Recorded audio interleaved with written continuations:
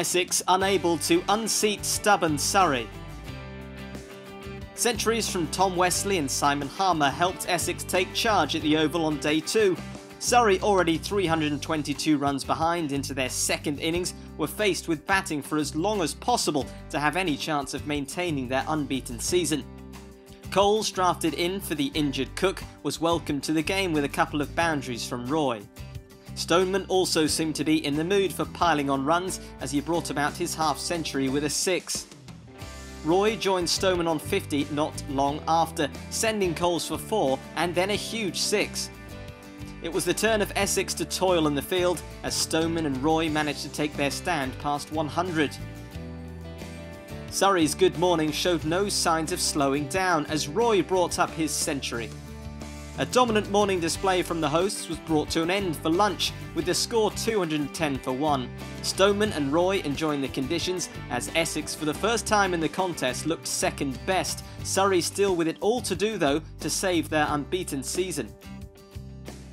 Having spent just over 3 hours at the crease, Roy's knock was ended on 128, a Quinn delivery smashed to Nijar at deep square leg, Surrey 244 for 2 and still 166 runs behind Essex.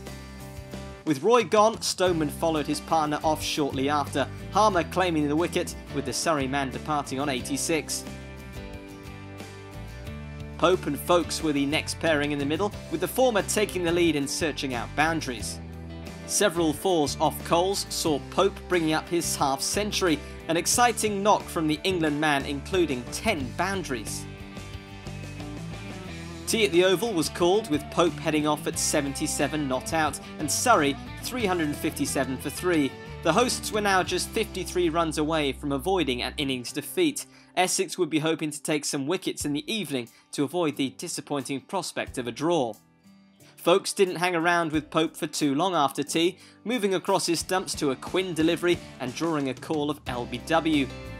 Pope picked up where he'd left off before the break, a 4 and 6 from a Quinn over, sending him to his 97-ball century. Jacks helped Surrey take the lead for the first time in the contest, but the hosts' joy was short-lived. The crucial wicket of Pope was taken courtesy of a Coles delivery and LBW shout, the England man heading off with 114 and his side 418 for 5.